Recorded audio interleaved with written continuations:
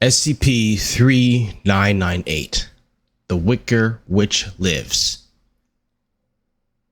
Telekinetic SCP. Let's see what this is all about.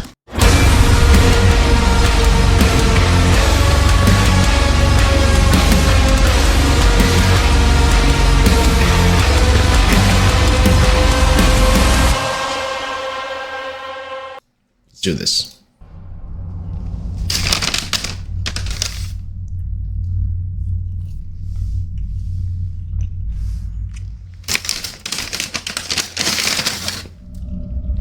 Good afternoon, everyone. My name is Dr. Miller, and the SCP we're going to be looking at today is SCP-3998, Containment Class Safe, Disruption Class VLAM, and Risk Class Warning. Special Containment Procedures. SCP-3998 is to be contained in Secure Holding Locker 3998-1, or SHL-3998-1. SHL-3998-1 is to be fireproofed and vacuum sealed to prevent access to oxygen. SCP-3998 and SHL-3998-1 are scheduled for cleaning every day at 9 a.m. If any D-Class personnel spontaneously ignite, the seal to SCP-3998's containment locker must be inspected and repaired or replaced as necessary. For safety reasons, Site-34 must hold D-Class personnel, particularly those who have been convicted of first-degree murder charges and domestic abuse. If staff are found to have been targeted by SCP-3998, they are to be investigated and then processed. Description: SCP-3998 is a human cadaver which expired late 17th century. SCP-3998 lacks any legs and is covered in extensive fourth-degree burns. Sometime after its death, SCP-3998's remains were collected and fashioned into a scarecrow, held together by wicker, nails, and wire. Along with its severe burns, SCP-3998 appears to have suffered blunt force trauma to multiple regions of its body. It is unclear if SCP-3998 died as a result from one of the two or both. See Examination 3998-6. The object constantly exudes a flammable liquid from its bones, which is composed primarily of ethanol and human fat. Each night between 11 p.m. and 4 a.m., SCP-3998 ignites and is engulfed in flames. However, despite being highly flammable, SCP-3998 does not suffer any structural damage.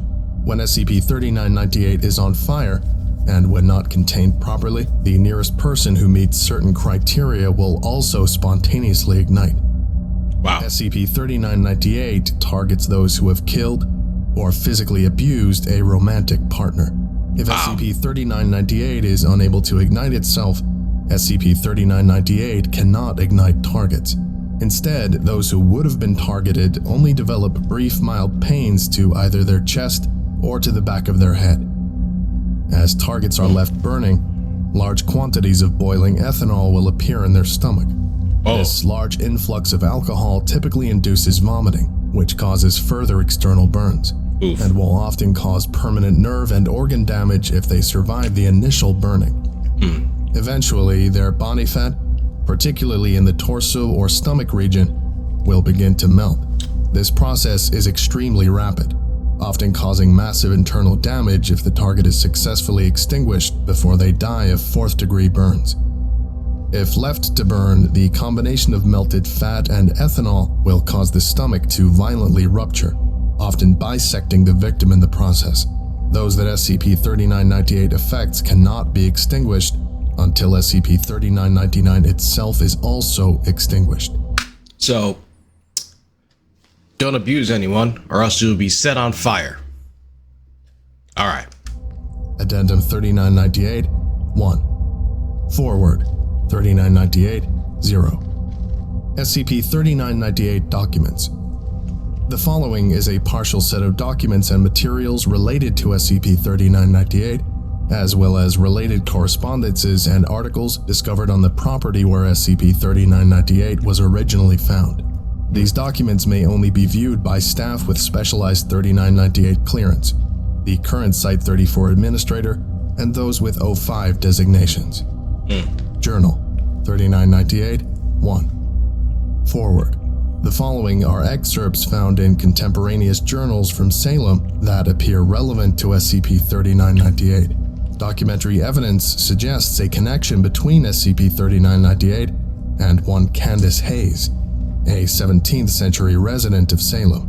Most were found in basements and attics of historic buildings located near the property SCP-3998 was found. Journal 1. Author, Mary, 1682. We attended the wedding of Aiden Hayes and Candace. Candace seemed rather distraught. The lady's father went through all that trouble to see her married. It would be a shame if she did not appreciate it, especially with a sir as respected as Aiden Hayes. Journal 2. Author, Mary, 1683. Candace has been different. She used to keep her hair tied, but now she's been keeping it long. I see bruises on her often. She's been looking for every excuse to be alone, just so she can wend to the forest. Journal 3. Author, Mary, 1683. Something piqued my interest today. Margaret pointed out how Candace shies from her chores lately, and I heard that she might be a bad wife, making Aiden angry.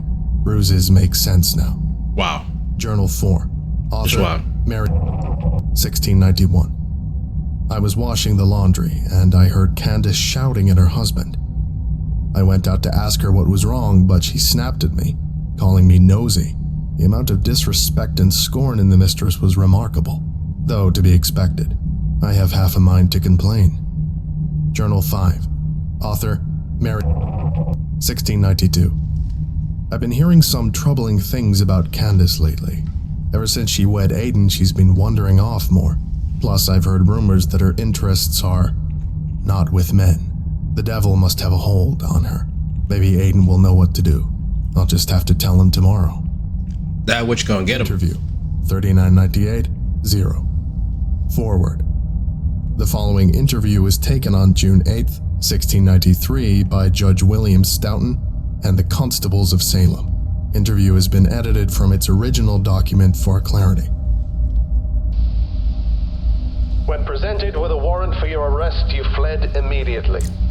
It's this, your refusal to speak only until you've been branded, and your husband's testimony that places you under suspicion. What do you have to say in your defense? I have no words for it.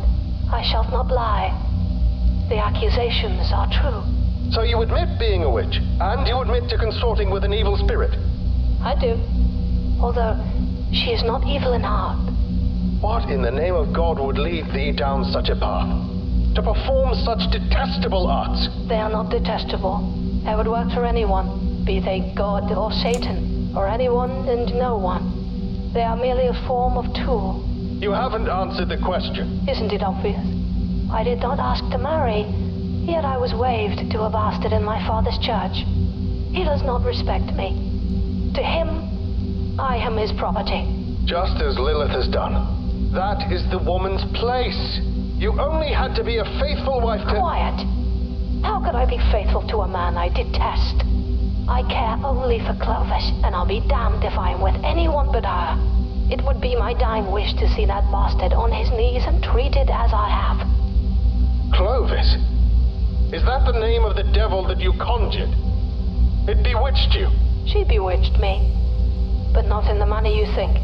It doesn't matter. We have your confession. An exception will be made for a witch as brazen as you. Instead of a typical hanging, you shall be burned at the stake. We will see how your Clovis treats you in hell. In the name of our sovereign lord and lady, the king and queen, may God have mercy on your soul!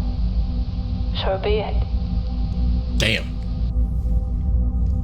Document 3998 3. To the people of this hamlet, an execution of a witch on the 10th day of June, 1693. Aiden Hayes has caught his wife, Candace, consorting with the devil and one of his evil angels. The evil witch has been justly convicted and shall be put to death by burning. If you are able, come to the center of town. We need good men willing to stand between Satan's whore and our women and children. Hayes, an honest, God-fearing man and the victim of this witch, has requested to be the one to start the flame himself. Nah, man, that dude is a piece of shit. Beating his wife like that? How dare you? Letter 3998, 4. Dear Candace, if you are reading this, something has gone wrong. You must be angry, confused, maybe depressed. You have given your soul to me when you were young, and we've been together since. But now that you've died, this means your soul is supposed to be mine now. But I don't want it. I want you. I'm sorry we were caught. I'm sorry for what was done to you over the years. I'm still here for you, even if I'm not here with you. So I've brought you back.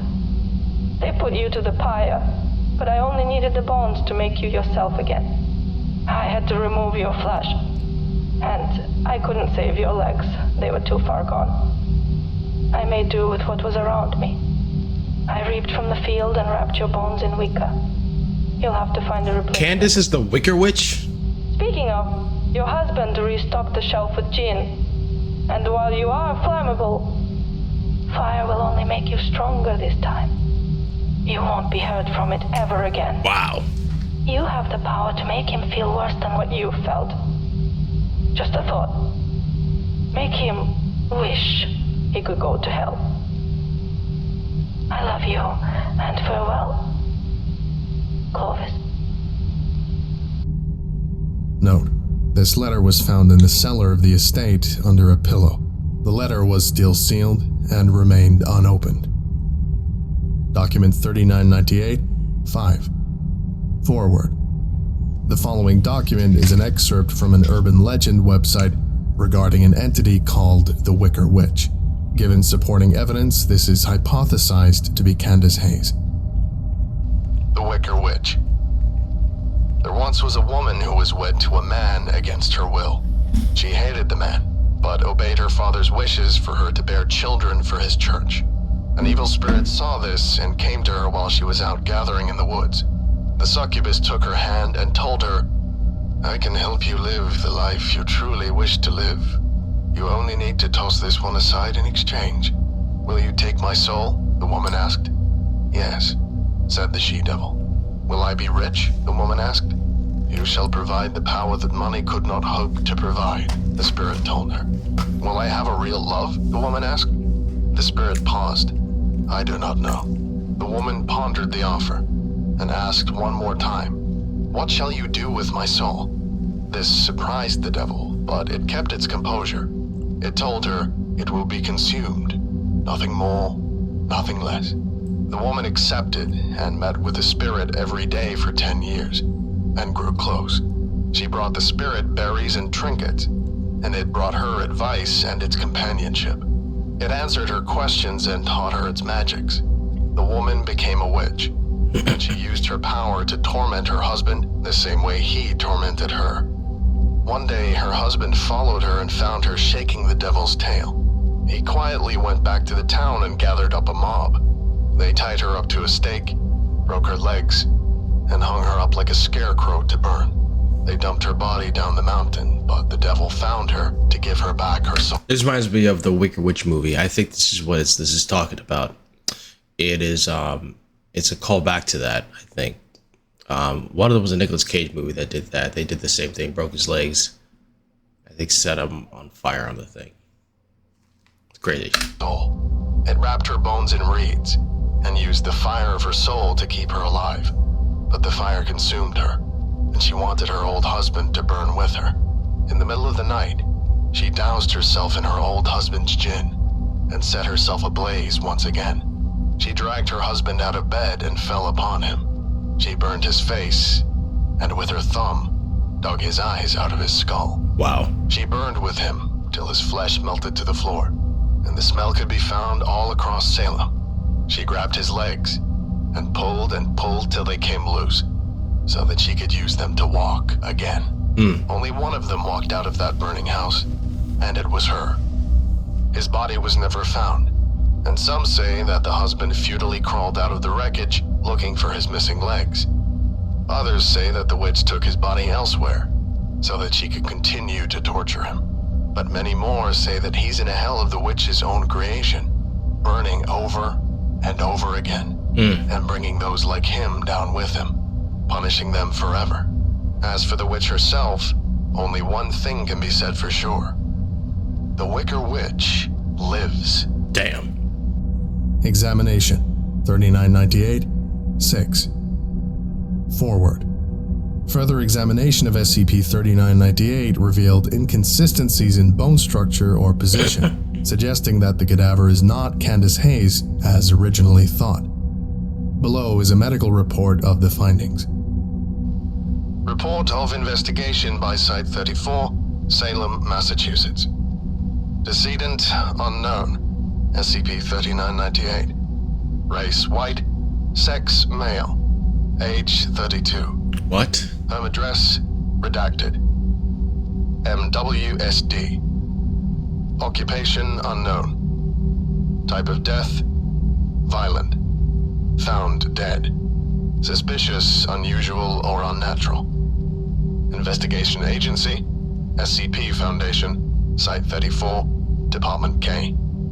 Description of clothing: unclothed.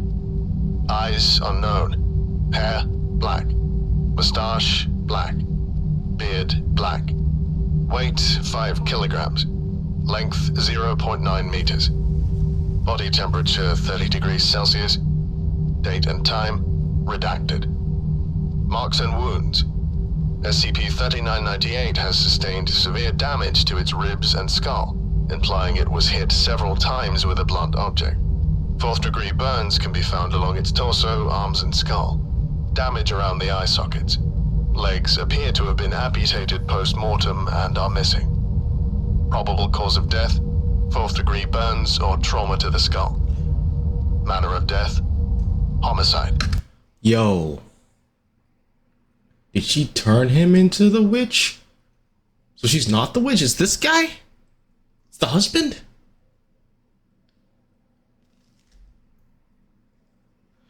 Oh, okay. This got real. This took a twist. Addendum 3998 2. After SCP-3998 was contained, there was a noted increase in the number of murders per day in Massachusetts, increasing from 0.32 to 0.48. A large portion of these deaths are arson homicides, and the victims are known perpetrators of violent crimes.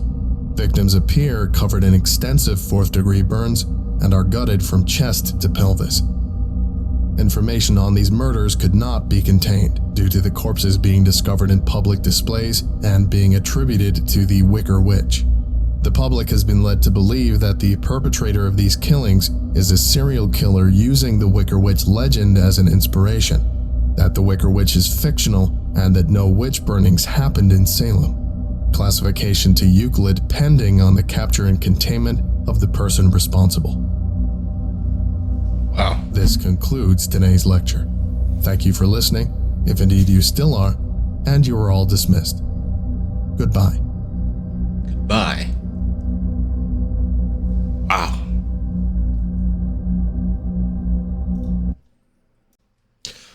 I guess there was a twist at the end, because it seems to me that we all thought that the woman, Candace, ended up being the witch because of her love with Clovis. Clovis was, like, I think, a demon or something like that.